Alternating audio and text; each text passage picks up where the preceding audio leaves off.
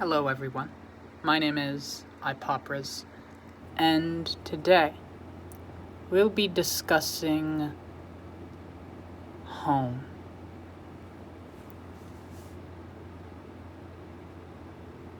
The backrooms level 200, home. Survival difficulty, class 0. Safe, secure, devoid of entities. Level 200 is home.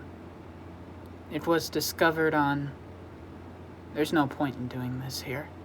It's always been around, even if you're just alive, even if you just arrived. Sit down. There's a lot to talk about. It's been a while, hasn't it? Level 200 is the nicest little town you've ever come across. It's not too big, and it definitely doesn't stand out. There's people here. People just like you and me. About 4,000. You'll know them all eventually. Every single one of them. They're nice enough to overlook that smell of burning rust in your ears, or the faint sound of the breaking of skin coming from the sky. You've been traveling, haven't you? We can tell. You look exhausted. Clothes torn, barely fed, skin still on. It's not easy exploring these parts, is it? Let's take a walk. Friends and family. There's old Joe V still running that breakfast place, serving the same people day in and day out. Been doing it for 60 years. Remember going there before school? On those days with a bleak blue sky and cold air that chapped your lips? You remember, right? That man poured his heart and soul into that food. It's his legacy, his flesh and blood. He's been holding that soup bowl for 30 days. It's starting to fall apart. There's this school. With enough time, it could be your school, just the way you remembered it. Remember that year you went to space camp in the science lab and you met Sarah Palmer? Remember how she dared you to go into the basement alone? And you did it because you were 10 and stupid. She was the first girl you've ever noticed. Remember how dark and cold it was down there? Below, below, below? You remember. You were so happy to leave, to see sunlight again, to see home again. If you didn't know any better, might have believed you were falling apart down there. I wonder what Sarah Palmer is doing with herself now. You can find out if you want. All you have to do here is remember. Bring her with you. There's rot here. Ignore it. It only grows when you notice it. One more stop to make. It's a house. You can tell it used to be beautiful and untouched. Now the paint chips and the walls have grown too thin. It's not a place that's taken shape yet. You can make it better. Please remember how it used to look. How your mother would take you on walks around the neighborhood on the summer afternoons. The pure and genuine joy that came with your birthday. How it felt to not think about living and dying or breaking into a million pieces. You remember. There was a time when all of this was true. And you can help bring it back. We're here for you. The rot only grows when you're not around. It grows in our homes, our businesses, and our bodies. We're getting old. This town needs new blood. We're getting so old. It's getting hard to keep ourselves in one piece. Don't look too hard at Miss Garcia or she'll fall in two. She'll bisect down the middle. Start building, molding. We're adaptable. We can be whatever you want. And we knew what you wanted from the second you set foot here. Keep that rot at bay just how you remember. Whatever you want, all the time. You're in control here. All we need is for you to remember. So stay with us. Stay. Look behind you. Everyone's here. Entrances and exits. Why would you care about that? Well, that brings us to the end of level 200. Well, I don't know if you noticed, but from the beginning I kind of tried to go along with it. I kind of dropped the whole narrator voice and kind of just, I don't know, spoke. I hope I did alright. This is definitely a shorter video, and I'm not feeling quite satisfied with that level. Its writing was good, I enjoyed it, but a 5-minute video. I don't know about you, but I think I want to spend a little more time here. So, I'll find another level, and I will be back. Alright. So, first off, some people that I've done some reading beyond backrooms levels might notice that this is not a level. This is, in fact, Phenomenon 16. There's a list of phenomena, and they sound quite interesting. I saw one called no-clip derailing, and some objects appear to be quite interesting as well, because I'm reading a name called reality freshener in this. For some reason the word not somewhere is highlighted, so I'll probably check that out. If you want me to read more phenomena or objects or anything of the sort, please leave a comment or, I don't know, like something. Just let me know somehow. Anyway. This is Phenomenon 16, called a destabilizing storm. Interesting. Well, let's see what it's about. The calm before the storm is fleeting. Enjoy it while it lasts. Old lost proverb. Introduction. There are many dangers lurking in the backrooms, hostile entities, dangerous phenomena, and the environments hosted by the infinite levels. But none are as dangerous as the storms that rack the static and calm skyboxes of levels in the backrooms. These destabilizing storms wreak havoc on the environment and inhabitants of whatever level they appear in. However, their dangers are most apparent in safe levels, especially if the warning signs are ignored. Storm safety. To ensure your safety and the safety of those around you, be aware of the following signs. The first sign will be joint pain, regardless of your age or general body health. It will be deep in your bones and radiate out toward your extremities. For most people, this pain will be a mild nuisance, but occasionally the pain will be so great that movement is impossible. When a majority of inhabitants feel joint pain, evacuation efforts should begin. With every effort taken to move wanderers, important equipment, and important documents out of the level. The second sign is the sky suddenly becoming overcast. In indoor levels, this is reflected through any windows that may be on the level, regardless if they're real or not. While many clouds are the usual gray or white, unusual coloring may appear as well, such as chartreuse or hex code 90963A and null. Don't ask me what null means. Once lightning appears,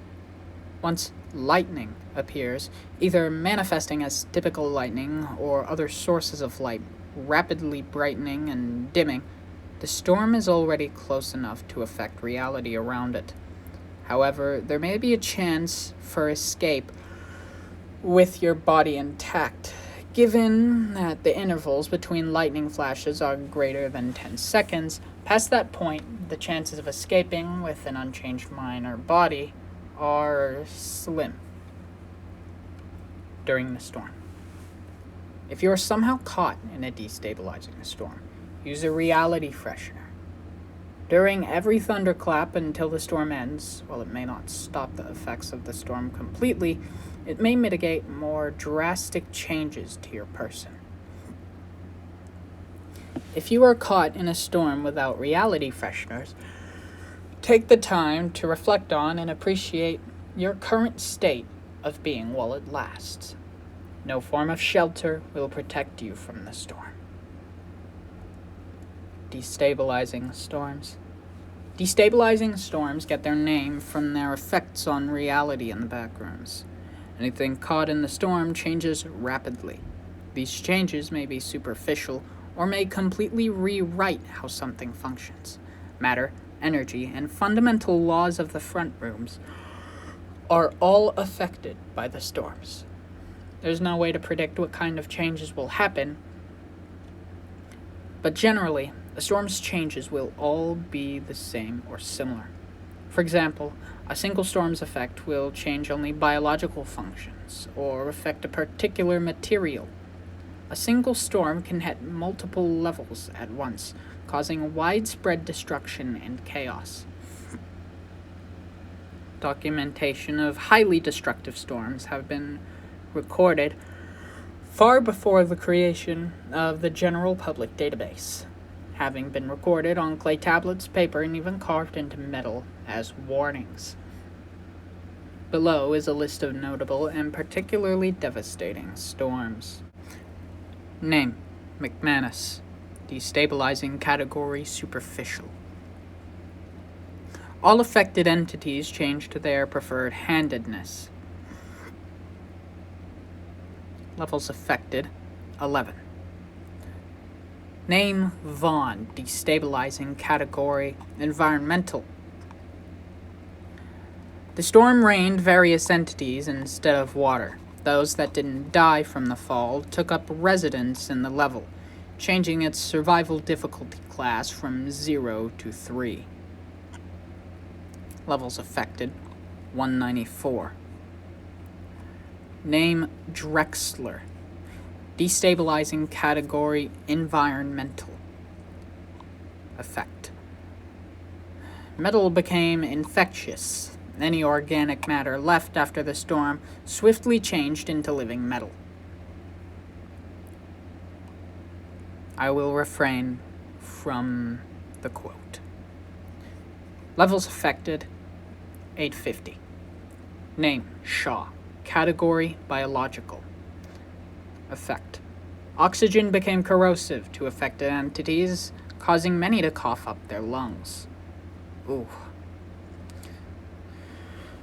Levels affected: 566. Fortunately, smokers would not have been affected by that.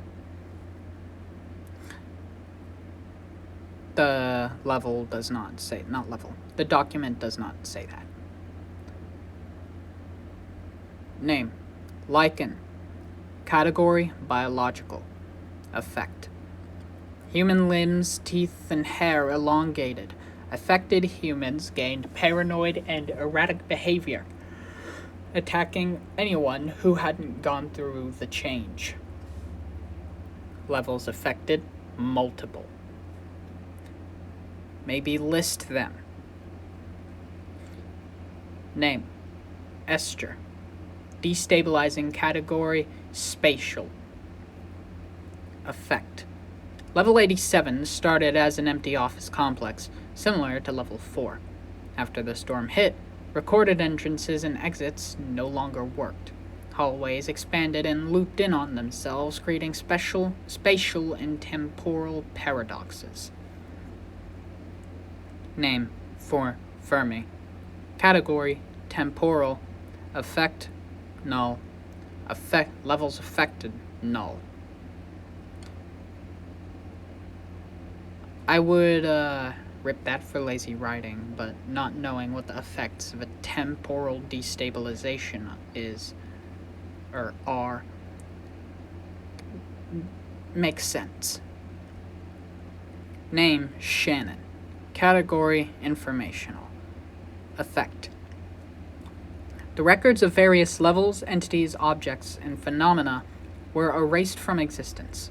This deletion of information also affected digital records held in the general public database, leaving the dissemination of information to memory and oral transmission. Levels affected: the Manila Room, multiple. MEG storm warning. Storm warning. A destabilizing storm has been detected on a level connected to the database. Follow safety procedures and head to the nearest exit. Please log off the database on all Wi-Fi connected devices. And there's a button that says OK. We don't know what was lost to Storm Fermi. All we can see, all we can feel, are the holes left behind by what was washed away. I can feel it, a nagging sensation, tugging at the back of my brain, a word on the tip of my tongue, but I don't know what it is, what it was. What did we lose? What did it become? I get this feeling that whenever it was important, what should have been an explosion is nothing more than a ripple to most people. Only a few get the same feeling I do, that something is missing. I don't know what to do. I don't know how to prepare. All I can do is wait for the next one, watch for the signs, and run. There is no shelter from the storms.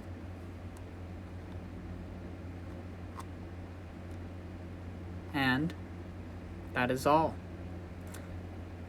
for both this video and the level. Well, there's still commentary, so don't click off just yet. I sure hope my reading of that last part was up to par. I will say I stumbled a lot less on these levels than I usually do. Maybe because I have caffeine, and that makes me go faster, so I can read the words faster before I say them. If you're curious as to my specific brand of caffeine, I have a strawberry acai from Starbucks.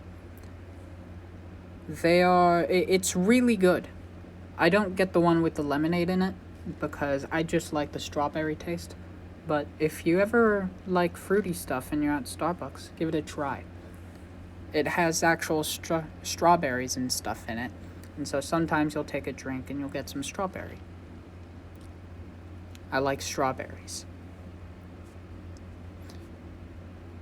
Anyway, enough about me. Let's talk about the levels, or the level and the storm. So, I think these storms provide interesting lore explanations for certain things. You may be asking the question, like what, iPoppers? Well, like the level Shattered. That is a temporal loop in that level, pretty much, where I forgot the specifics of it, but where these giant glass things keep reforming and shattering. I know that much. That's one of the videos the author of the level actually watched, and he left a comment, which surprised me, to be honest. But this could serve as an explanation for that, as to why it goes back and forth throughout time, seemingly infinitely. I assume that would be what Storm Fermi has to do with it. I do, however, let me refresh the page. Okay. Okay, so word of advice. If you want to read the level, after you click the OK, it takes you to a different page when the animation takes place. So if you want to go back and read the level, don't refresh. Hit the back arrow. Now, I really want to know why not is highlighted. I think that would take you to the predatory window. Yep, the window entity. Old Lost. Lost is highlighted too on the Old Lost proverb thing in the beginning. Who are the lost? Oh.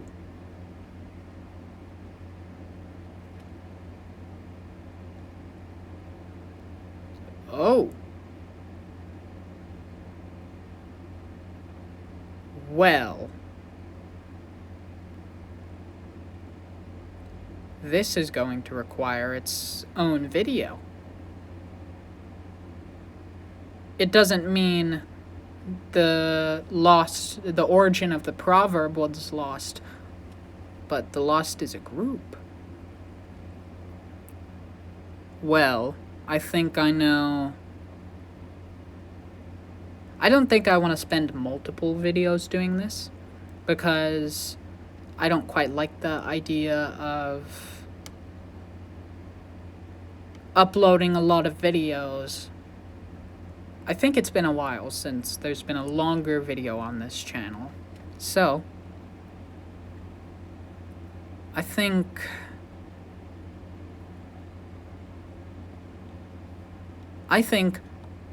one day, maybe not next video, maybe not any video this month, but one day I will cover all of the lost documents in one level. Until then, I'm probably going to purposefully avoid covering any of them.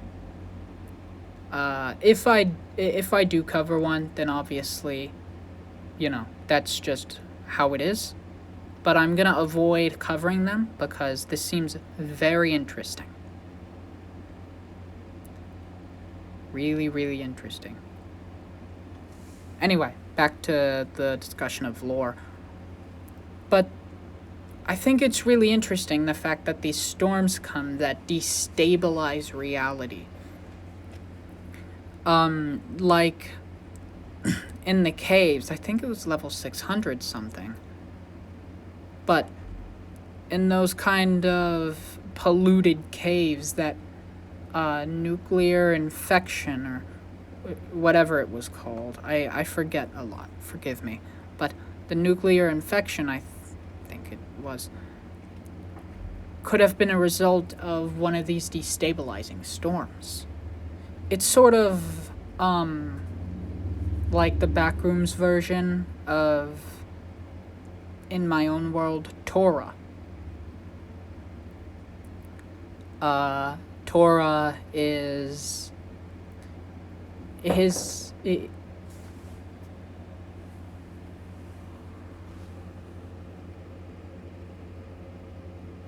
thought I was going to have to cut the video short for a minute. Torah is the cosmic emissary. That's his title. The emissary of the cosmos. And he makes sure certain events happen. Now, I will not say any more because players of my D&D campaign have access to this channel, so I'm not going to go too in-depth on the lore of my campaign. However, one day. But that day is not today, nor will it probably be tomorrow, as I'm running out of time. Because, surprise, surprise, I have things to do. I enjoyed procrastinating my responsibilities while it lasted, but I think I have to get back to those. If you enjoyed my readings, if you enjoyed the video, go ahead, like the video or don't. I can't dictate your life. However, if you like the video, there's a couple things that benefit you.